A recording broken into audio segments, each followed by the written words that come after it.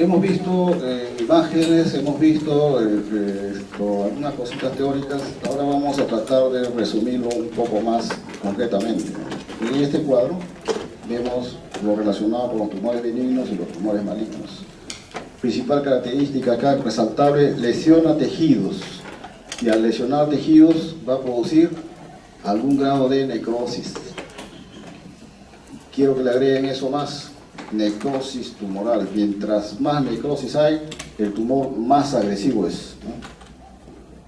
En cambio acá no se ve eso, no hay necrosis, no hay lesión de tejidos en el propio tumor, ¿no? Pero el tumor benigno puede producir necrosis.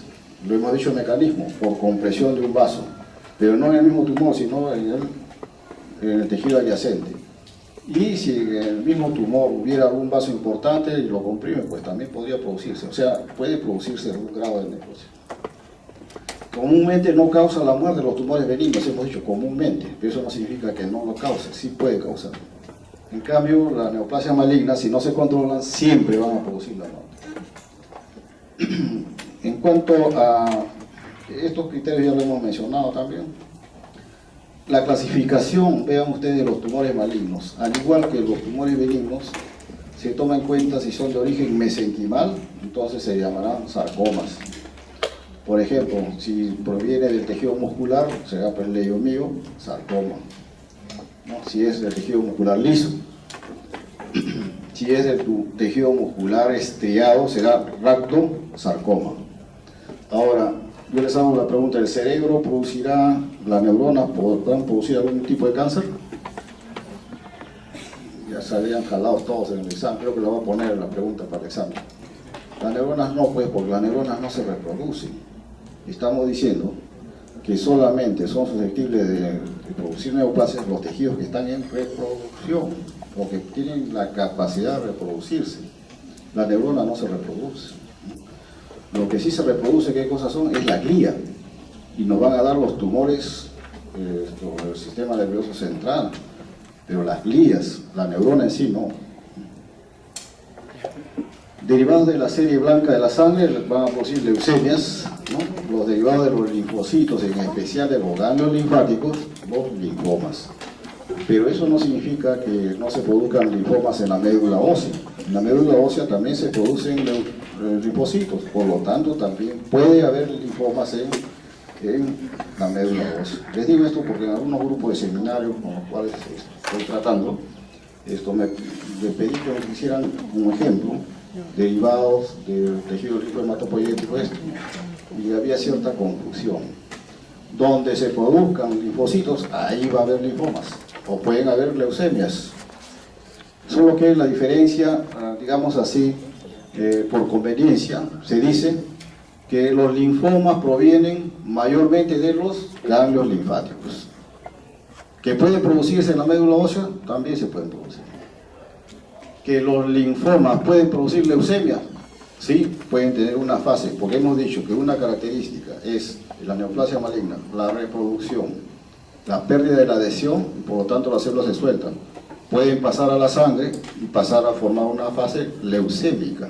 Entonces los linfomas pueden tener una fase leucémica, pero ese es en estadios ya bien avanzados.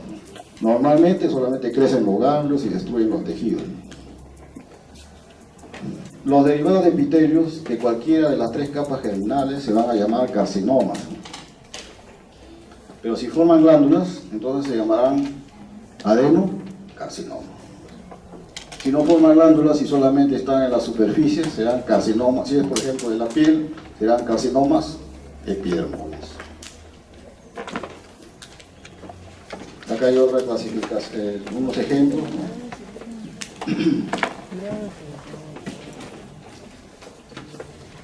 Los mismos son ejemplos que se ponen tanto de las células endoteliales,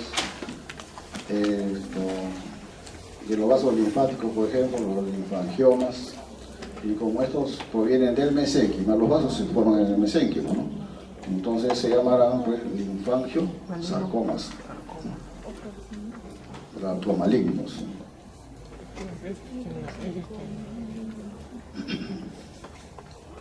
Los derivados del hueso. ¿El hueso de dónde proviene? Del mesénquima, ¿no es cierto? Entonces, osteosarcoma, el maligno. El que hay un poquito de problemas es con estos tumores indeterminados, pero todos estos se forman dentro del hueso. Estos tumores del hueso, de la médula del hueso, los benignos se llaman tumores de células gigantes, porque son producidos por células gigantes y que no destruyen al hueso, sino simplemente se expanden dentro del hueso.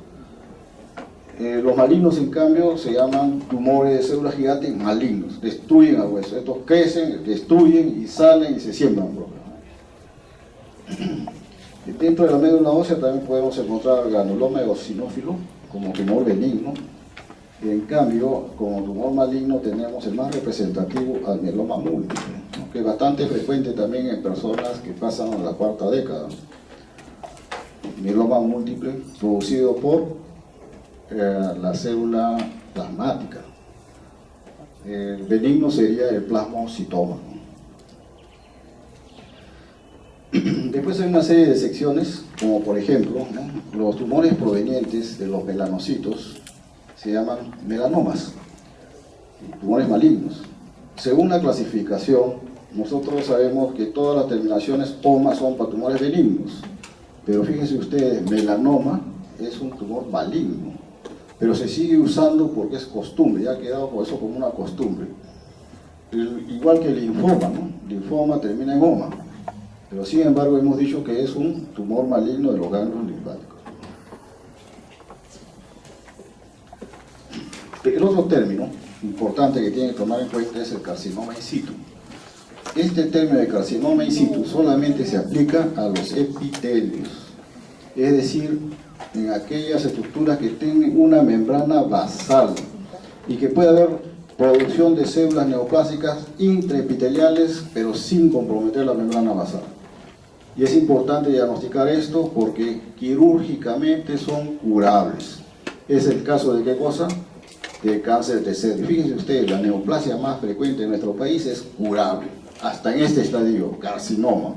O sea, todos los cambios preneoplásicos han pasado. Pasa carcinoma in situ. ¿Qué tiempo? 15 años más o menos en promedio, desde que entra el virus hasta que produce la displasia severa, 10 a 15 años. Ahora, de carcinoma in situ, o sea que no ha roto la membrana basal, hasta que se haga invasor, dicen unos 3 años a 5 años para que se haga invasor. O sea, nos da bastante tiempo para poder actuar. Y la pregunta es, ¿por qué es que está fallando los programas? De repente los médicos no estamos tomando en serio estas cosas. Hay que hacer una reevaluación de todo esto. Yo cuando le hablo esto a los ginecólogos que a veces me invitan a sus reuniones, a veces salimos peleándonos un poco. Yo hago una pregunta. Les digo, ¿quién de ustedes le pide a sus patólogos todos los casos negativos para hacer un control de esos negativos? Nadie se hace control de los negativos. Informa negativo, contento. Contento él, contento el paciente también. O no estarían contentos ustedes que le pongan negativo para cáncer. Todos están contentos. Pero el problema es que aunque tenga un carcinoma in situ, fíjense ustedes, yo no lo veo a la lámina y lo boto a la lámina y formo negativo, no pasa nada. ¿Por qué? Porque van a pasar 3 años por lo menos para que eso recién comience a dar sangrado, para que comience a dar descenso, va al ginecólogo. Ah, sí, señora, tiene usted un cangrejo, él tiene un cáncer, porque se va a mirar. Toma un Papa Nicolau, sí, pues las células tumorales monstruosas, cáncer. Bueno, pues recién le ha aparecido. El que no sabe va a aceptarlo, que bueno, sí, pues doctor, porque todos los años me hago Papa Nicolau y eran negativos, sí, pues hasta el año pasado, pero este año ya creció el cáncer. Falso. Un cáncer no puede crecer en un año. Les estoy diciendo, su evolución natural es 15 años, más o menos. Por eso es desastroso lo que les estoy diciendo, ¿no? Con respecto a este problema, ¿no? No tiene por qué ser cáncer de cervix primera causa de muerte en nuestro país. Yo quiero llamarles a la reflexión, a ustedes que están empezando, que todavía se están formando, para que tomen en cuenta esto, ¿no? De repente, como le decía a mis alumnos, pues alguno de ustedes será asesor o ministro de Estado. Lo tomarán en cuenta, pues, cuando se acordarán del doctor Cabanillas que decía esto, ¿no? Porque así como vamos, les aseguro, no vamos a solucionar el problema, por lo menos En estos 4 años que vamos, no vamos a solucionar el problema. Y en los 5 años que vienen tampoco, salvo que se cambie la política de Estado.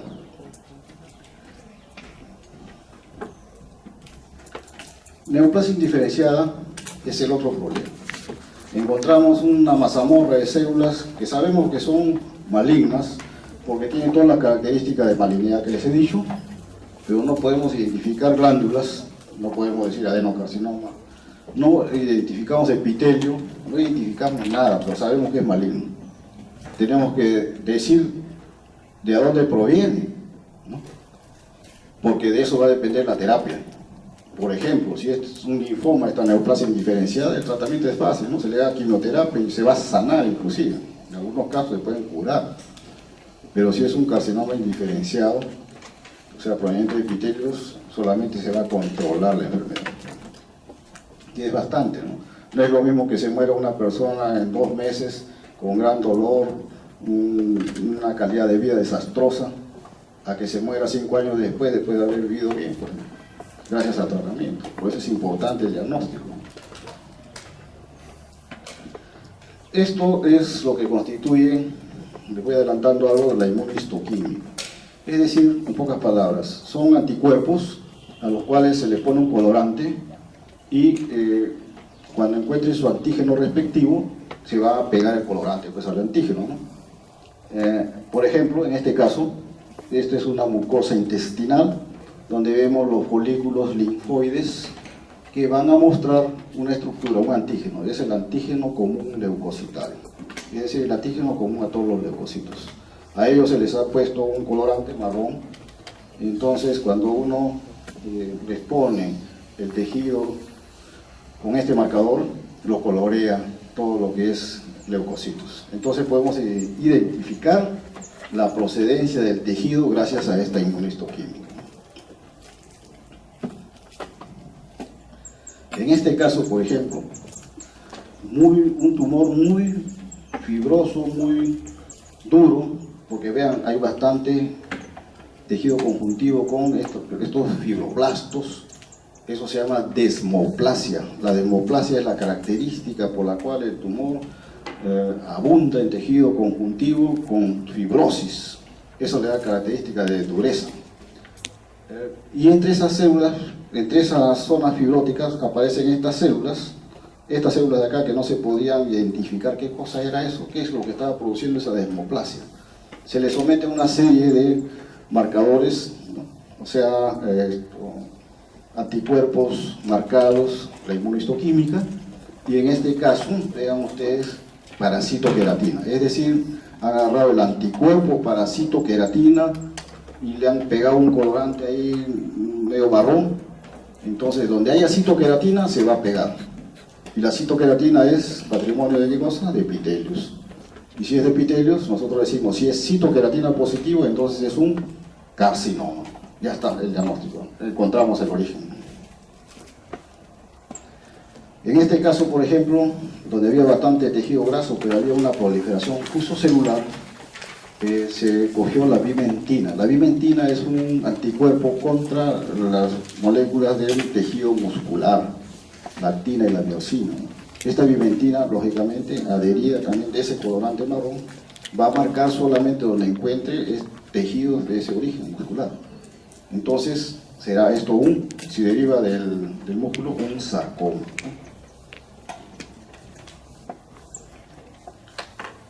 Finalmente, el cáncer debe estadiarse, tiene estadios.